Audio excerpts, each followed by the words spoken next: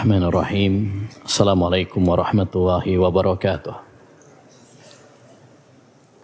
Alhamdulillahirabbil alamin wa bihi nasta'in ala umurid dunya waddin. Wassalatu wassalamu ala asyrafil anbiya'i wal mursalin nabiyyina Muhammad wa ala alihi wa sahbihi ajma'in. Wa man ihtada bihudah wattaba'a atharahu ila yaumiddin, amma ba'd. Ayyuhal ikhwah wal akhwat, kaum muslimin wal muslimat yang semoga senantiasa dirahmati dan diberkahi oleh Allah Subhanahu wa taala. Kita lanjutkan kajian kita pada pembahasan kitab Aqidatul Hafidh Abdul Ghani Al-Maqdisi, atau dengan judul lain Al-Iqtisad fil I'tiqad. Masih pada muqaddimah pembukaan kitab, di mana penulis telah menjelaskan tentang ringkasan akidah Ahlussunnah wal Jamaah setelah memuji Allah dan bersalawat kepada Nabi sallallahu alaihi wasallam. Kemudian beliau menjelaskan tentang sekarang sumber beragama, termasuk dalam akidah. Kata beliau, Bismillahirrahmanirrahim, allati nataqa biha kitabuhul aziz, alladhi la ya'tihi al-batilu min bayni yadayhi wala min khalfihi, tanzilun min hakimin hamid, wa sahha biha an-naqlu an nabiyyihi wa hiratihi min khalqihi Muhammadin sayyidil bashari.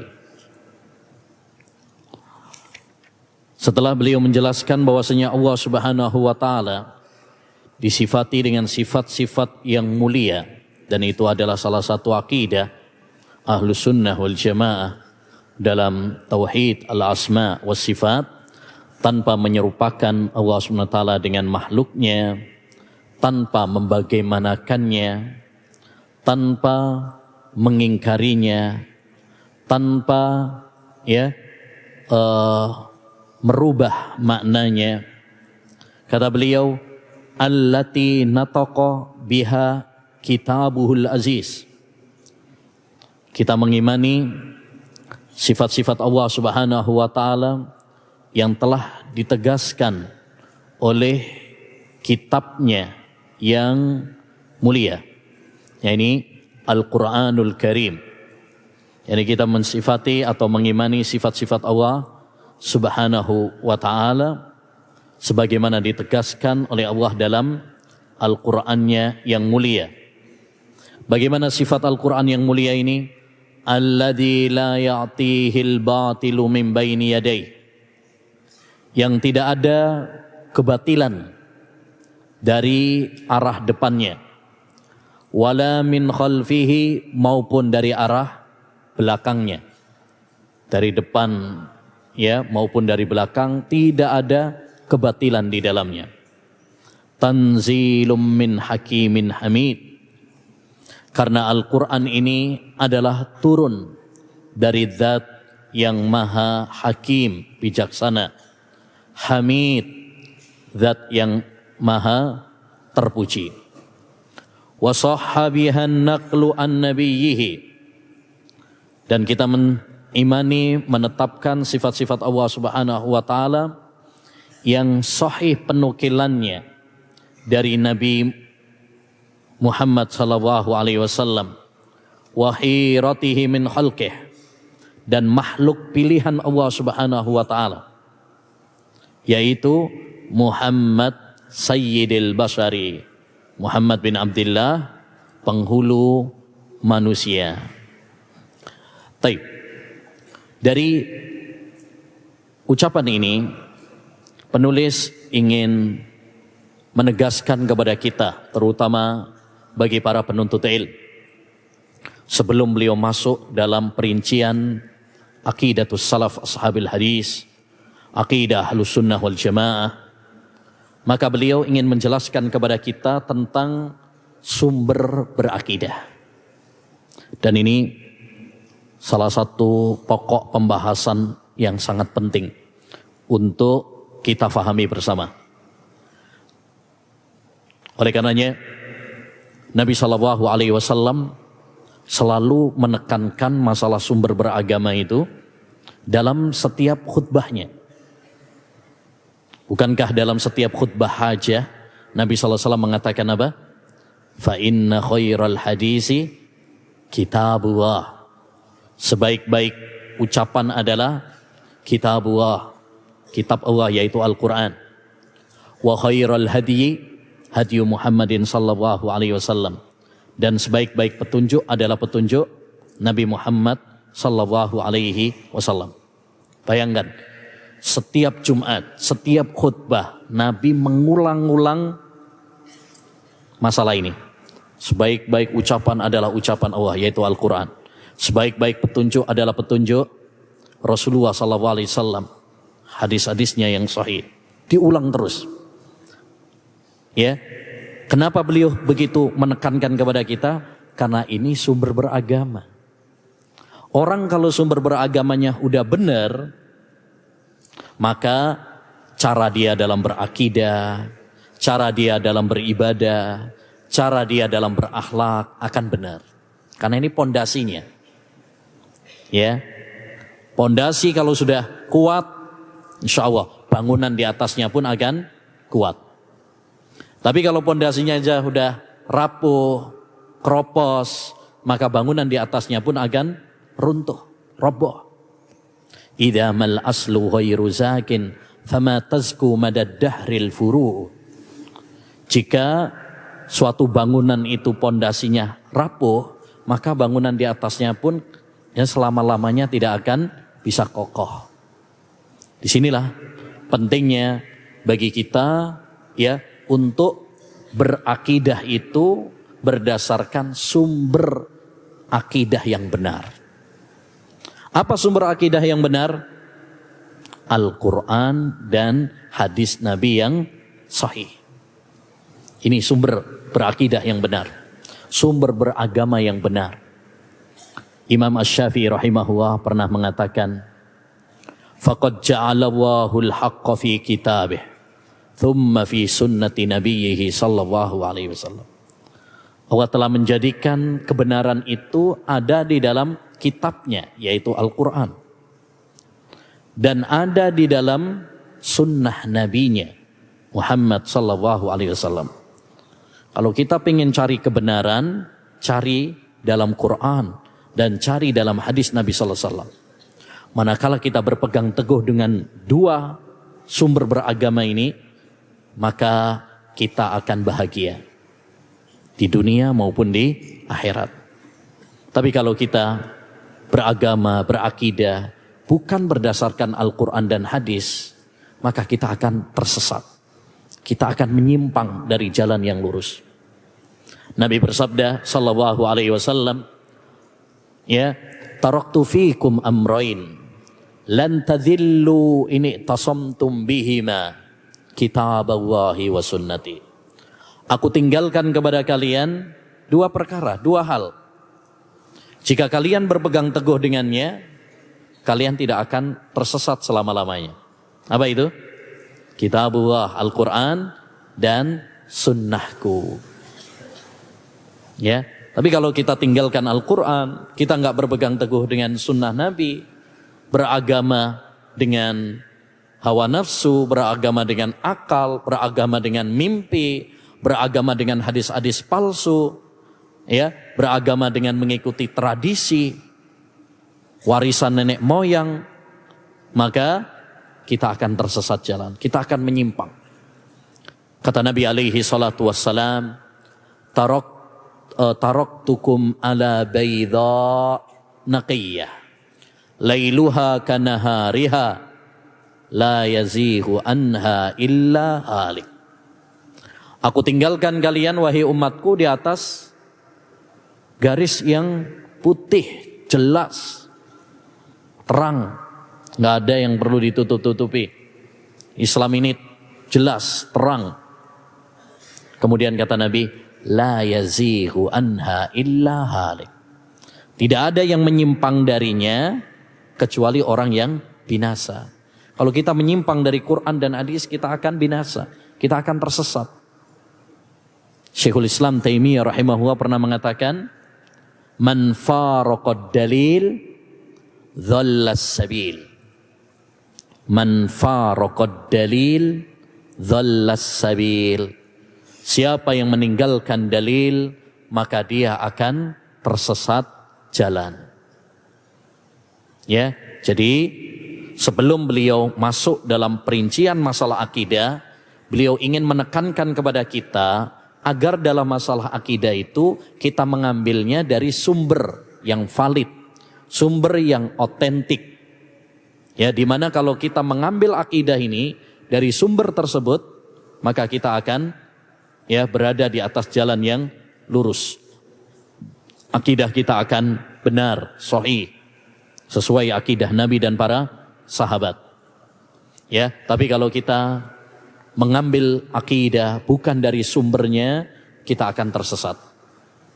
Ya, makanya kalau antum perhatikan kitab-kitab akidah, rata-rata mengawali pembahasan akidah itu diawali dengan sumber beragama dulu.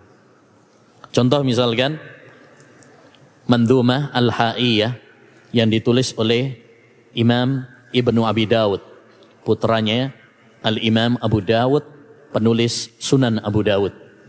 Beliau punya mandhumah dalam masalah akidah yang disebut dengan Mandhumah Al-Ha'iyah. Di awal mandhumah dia mengatakan apa? Tamassak bihablillahi wattabi'il huda wala taku bid'iyan la'allaka tuflihu wadin bikitabillahi wassunanil lati atat an rasulillahi tanju wa tarbahu. Berpegang teguhlah kamu dengan tali Allah Subhanahu wa taala, Al-Qur'an. Wattabi'il huda, dan ikutilah petunjuk, yakni petunjuk Nabi Muhammad sallallahu alaihi wasallam. Wala taku bid'iyan, janganlah kamu menjadi orang pelaku kebid'ahan. La'allaka tuflihu, niscaya kamu akan bahagia. Jadi kalau pengen bahagia, pengen selamat dunia akhirat, kuncinya tadi 3. 1, berpegang teguh dengan Quran. 2, mengikuti petunjuk Nabi sallallahu alaihi wasallam. Yang ketiga, mewaspadai dan menghindari perbuatan bid'ah. Wadin bi kitabillahi wassunanil lati, beragamalah kamu dengan kitabullah Al-Quran dan sunnah Nabi, atat an Rasulillah, yang datang dari Rasulullah, yakni yang sahih dari Rasulullah. Sama seperti perkataan Abdul Ghani Al-Maqdisi di sini, wasahhabihan naqlu an Rasulillah an nabiyhi, yaitu hadis-hadis yang sahih.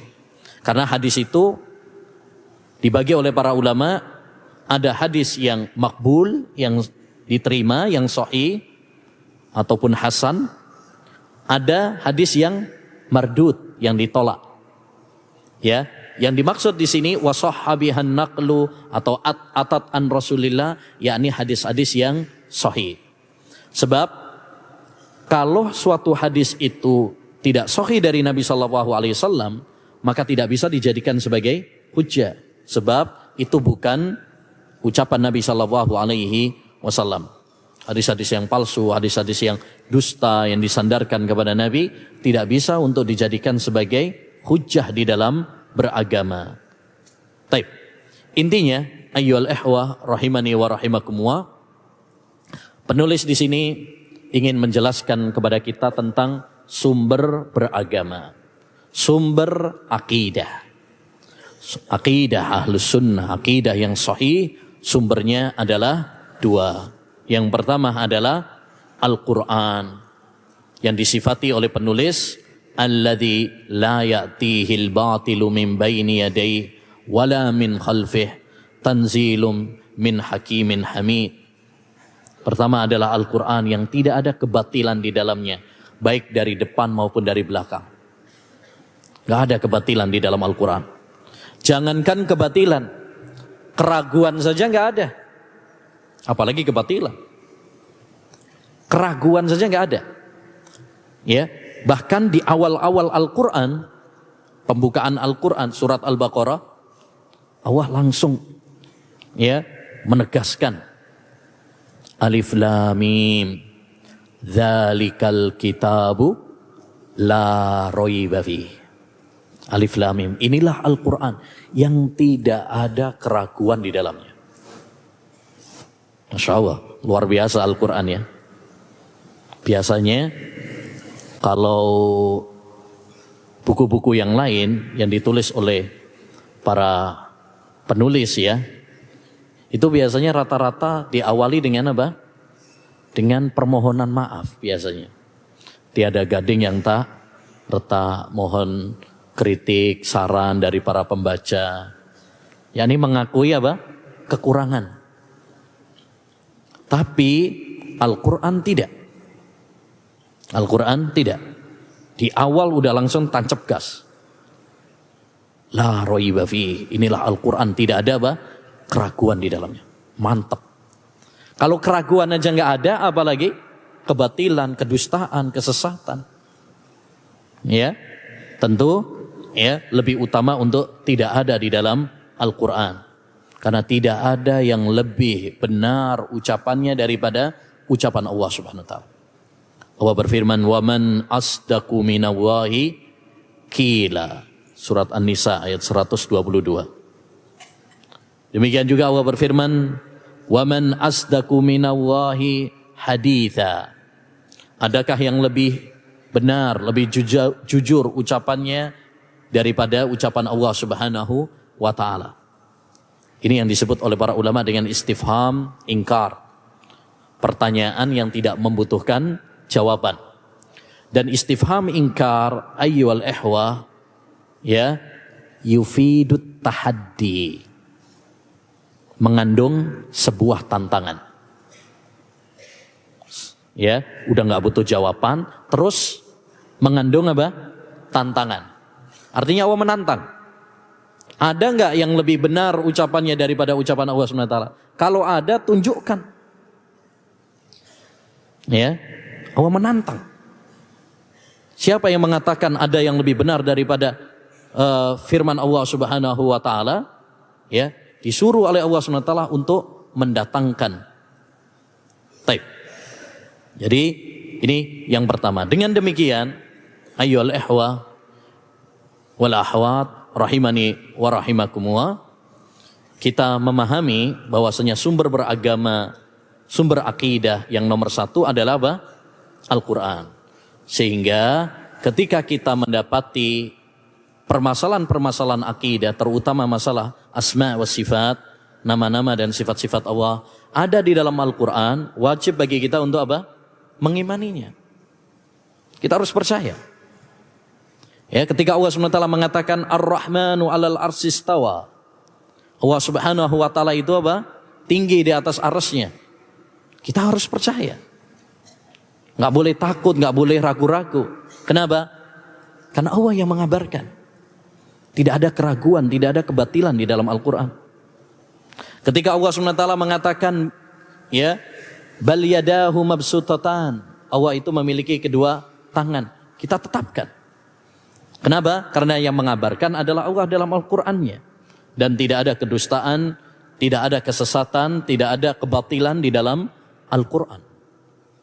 Ya, seorang mukmin ya beriman dengan apa yang terdapat di dalam Al-Qur'an. Yang kedua, sumber akidah yang kedua adalah hadis-hadis Nabi yang sahih. Hadis-hadis Nabi yang sahih. Kenapa demikian? Karena hadis-hadis Nabi yang sahih, ya syaratnya sahih ya, wa sahhabihan naqlu. Kalau yang enggak sahih berarti tidak. Kenapa hadis yang sahih itu adalah sumber akidah? Karena hadis yang sahih pada hakikatnya juga adalah wahyu dari Allah Subhanahu wa taala. Nabi itu enggak ngarang-ngarang. Ya menurut logikanya, perasaannya. Enggak. Nabi SAW ketika menyampaikan masalah-masalah tauhid, masalah-masalah akidah, itu berdasarkan wahyu dari Allah SWT. Sebagaimana Allah berfirman dalam surat An-Najm, ya, kata Allah SWT ayat 3 dan 4, "Wa ma yantiqu 'anil hawa in huwa illa wahyu yuha." Tidaklah Rasulullah SAW itu berbicara berdasarkan hawa nafsunya, tetapi Rasulullah SAW berbicara berdasarkan wahyu dari Allah Subhanahu wa Ta'ala. Sehingga ketika kita mendapati permasalahan-permasalahan akidah yang terdapat di dalam hadis-hadis Nabi yang sahih, kewajiban kita apa? Nerima, tunduk, patuh. Sebagaimana kata Az-Zuhri rahimahullah, "Minallahir risalah wa 'alar rasulil balagh wa 'alaina at-taslim." Dari Allah risalah, Nabi menyampaikan kepada umatnya, dan kewajiban kita adalah taslim, tunduk, patuh, nerima. Ya, sebab semua yang disampaikan oleh Rasulullah pasti benar. Tidak ada keraguan di dalamnya. Tidak ada kedustaan di dalamnya. Ya. Bahkan bercandanya Rasulullah saja benar, nggak ada kedustaannya. Pernah Nabi SAW ditanya oleh sahabat Abdullah bin Amr ibn al-As, "Wahai Rasulullah, kadang engkau marah, kadang engkau bercanda. Haruskah aku menulis semua yang kamu ucapkan, wahai Nabi?" Kata Nabi SAW, "Uktub fawalladhi nafsi biyadih la yahruju minhu illal haq." Tulislah semua ucapanku, karena demi zat yang jiwaku berada di tangannya, yaitu Allah Subhanahu wa Ta'ala, tidak ada yang keluar darinya, yaitu dari mulut Rasulullah SAW, illal haq, kecuali apa? Kebenaran. Kecuali kebenaran. Jadi apa yang dikatakan oleh Rasulullah pasti benar. Dan ini yang perlu kita tanamkan, terutama dalam masalah-masalah akidah yang seringkali akal kita belum menjangkau. Ya, ketika Nabi SAW mengabarkan misalkan Allah Subhanahu wa Ta'ala turun ke langit dunia pada sepertiga malam terakhir. Kemudian Allah Subhanahu wa Ta'ala mengatakan, "Siapa yang berdoa kepadaku saya akan kabulkan, siapa yang minta ampun kepadaku saya akan ampuni, siapa yang meminta kepadaku saya akan penuhi permintaannya." Sebagian orang kadang gak bisa menerima hadis ini. Masa Allah SWT turun ke langit dunia setiap sepertiga malam terakhir? Ntar gimana dong? Arsnya kosong dong. Ntar Allah SWT turun terus. Karena ya sepertiga malam di Indonesia beda dengan sepertiga malam di Amerika, di Saudi, di tempat-tempat yang lain.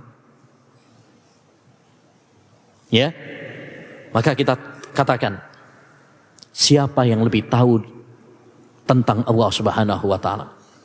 Kamu ataukah Nabi? A'antum a'lamu amillah? Kamu lebih tahu tentang Allah Subhanahu wa Ta'ala daripada Allah sendiri? Apakah kamu lebih tahu daripada Nabi Muhammad SAW? Nabi yang mengabarkan. Dan tidak ada yang lebih tahu di antara manusia ini, nggak ada yang lebih tahu tentang Allah Subhanahu wa Ta'ala daripada Nabi Muhammad SAW.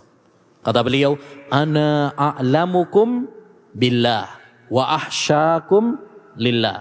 Kata Nabi, saya yang paling berilmu di antara kalian. Saya yang paling takut kepada Allah di antara kalian. Maka ketika Nabi SAW mengabarkan suatu permasalahan akidah, wajib bagi kita untuk apa? Mengimaninya. Walaupun akal kita belum menjangkaunya. Kenapa demikian? Karena akal manusia itu terbatas. Ilmu kita terbatas. Dikit ilmu kita. Wa ma utitum minal ilmi illa qalila. Tidaklah kalian diberi ilmu kecuali sedikit. Jangan kemudian petentang-petenteng ya, mengandalkan akal kita, terus menolak ayat-ayat Al-Quran dan hadis hanya berdasarkan ilmu kita yang sedikit tadi. Ini kesombongan. Ini ya pengikut-pengikut iblis, yaitu menolak dalil hanya berdasarkan logika. Iblis tatkala Allah perintahkan kepadanya untuk sujud penghormatan kepada Adam, nggak mau. Kenapa? Karena nggak masuk di akal. Nggak masuk di akal. Ana khairun minhu. Saya lebih baik daripada Adam. Kok saya yang malah suruh sujud penghormatan kepada Adam? Harusnya dia dong yang suruh sujud kepada saya. Dia menolak perintah Allah dengan apa? Akalnya, logikanya. Makanya kata para ulama, man aradha syar'a bi aklihi ya fahuwa min adba'i iblis. Siapa yang menolak syariat dengan akalnya, berarti dia ya termasuk pengikutnya iblis, niru-niru iblis. Man tashabbaha biqaumin fahuwa minhum. Siapa yang menyerupai suatu kaum berarti termasuk mereka. Ya, jadi jangan sampai kita menolak Al-Quran dan hadis hanya berdasarkan dengan akal kita. Jadikan ya prinsip yang kita tanamkan pada diri kita seperti prinsip Abu Bakar As-Siddiq radhiyallahu anhu. Ya, dalam kisah Isra Mi'raj, Nabi SAW pernah menceritakan tentang Isra Mi'raj kepada orang-orang kafir Quraisy. Nabi SAW cerita tentang kisah Isra Mi'raj, di mana beliau melakukan perjalanan dari mana?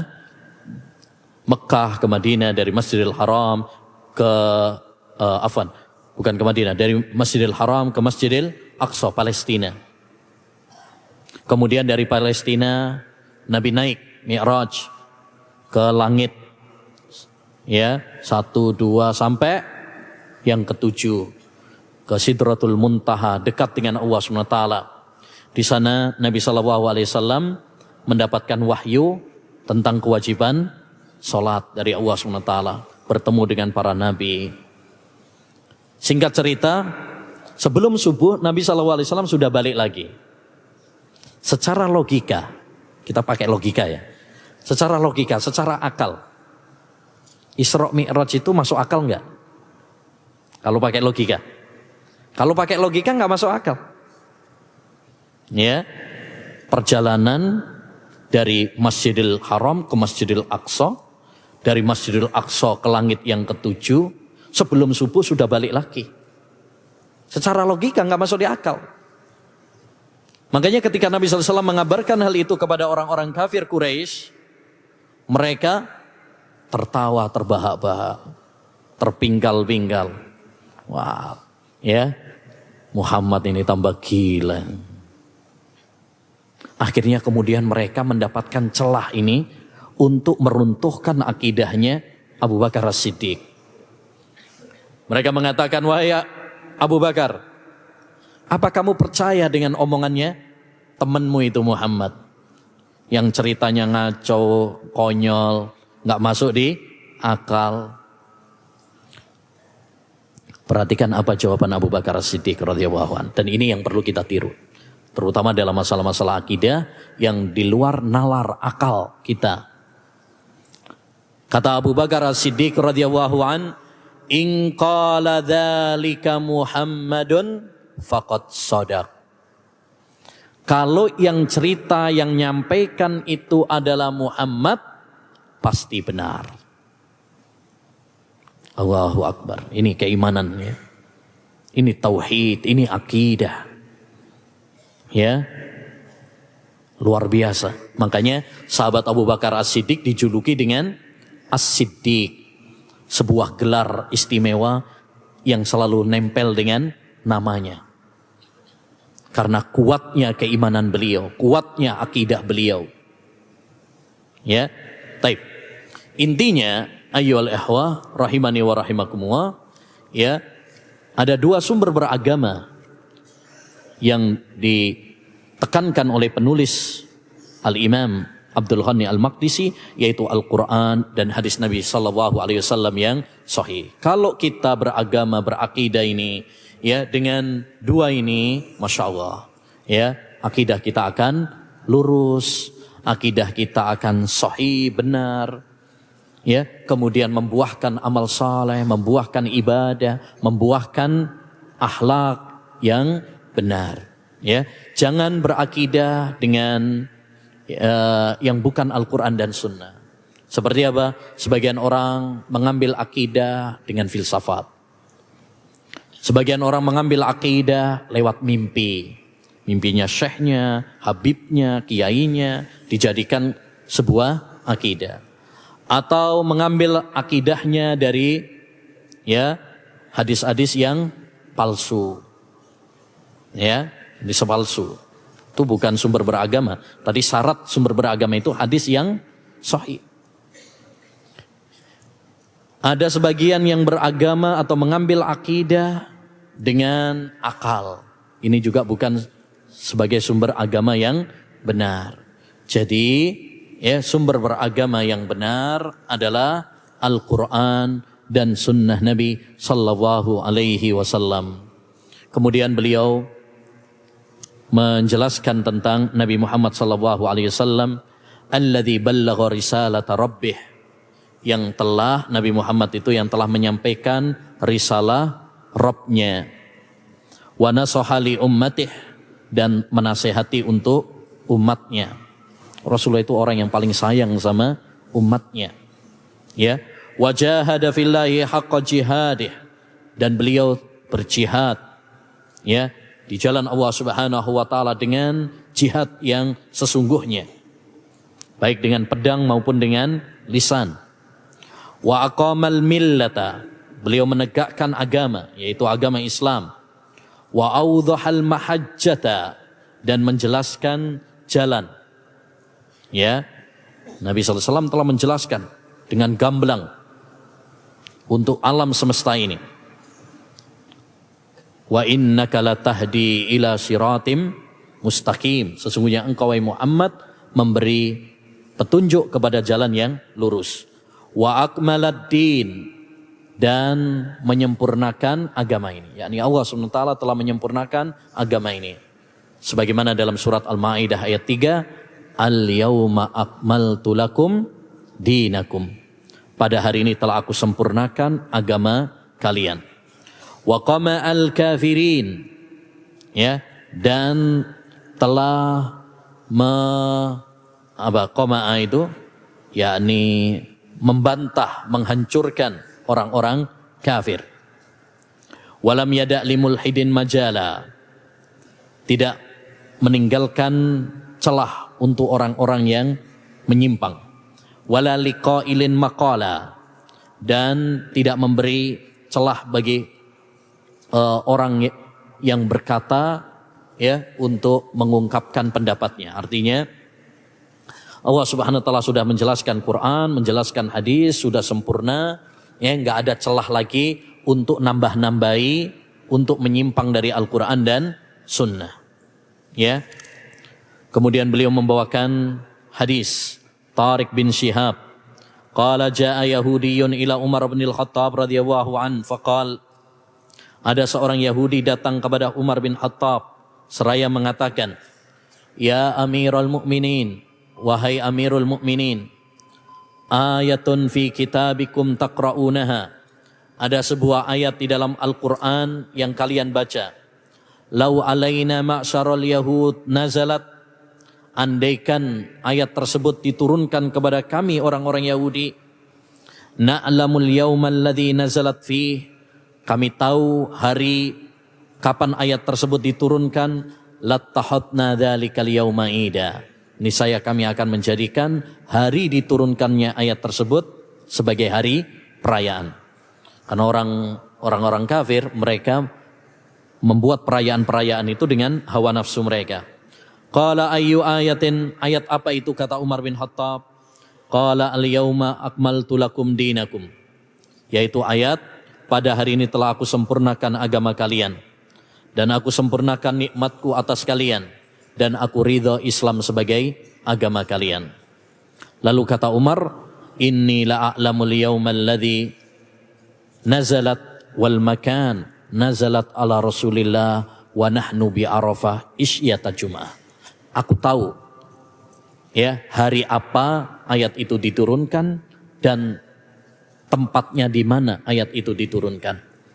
Ayat itu diturunkan kepada Rasulullah saat hari Arafah, isyata Jum'ah, sore hari Jumat. Ya, berarti hari Jumat, sore hari saat Nabi sedang wukuf di Arafah tahun 10 Hijriyah, tahun Hajjatul Wada, haji perpisahan Rasulullah SAW. Ayat ini menunjukkan kepada kita tentang kesempurnaan agama Islam. Artinya agama ini telah sempurna. Ya, jangankan masalah akidah, jangankan masalah ibadah, jangankan masalah akhlak, masalah buang hajat aja dibahas di dalam agama Islam. Betul kata Abu Dzar Al-Ghifari, tarakana Rasulullah sallallahu alaihi wasallam wa ma ta'irun yuqallibu janahi illa wa huwa yadhkuru lana minhu ilma. Rasulullah wafat meninggalkan kami dan tidak ada seekor burung pun yang mengepakkan sayapnya kecuali Rasulullah telah menjelaskan ilmunya kepada kami, termasuk masalah-masalah apa? Akidah. Semuanya udah dibahas oleh Rasulullah sallallahu alaihi wasallam dengan detail dan terperinci. Baik. Insyaallah taala nanti kita lanjutkan pada pertemuan berikutnya. Wassallallahu wasallam ala nabiyyina Muhammad wa ala alihi wa sahbihi ajmain. Assalamualaikum warahmatullahi wabarakatuh.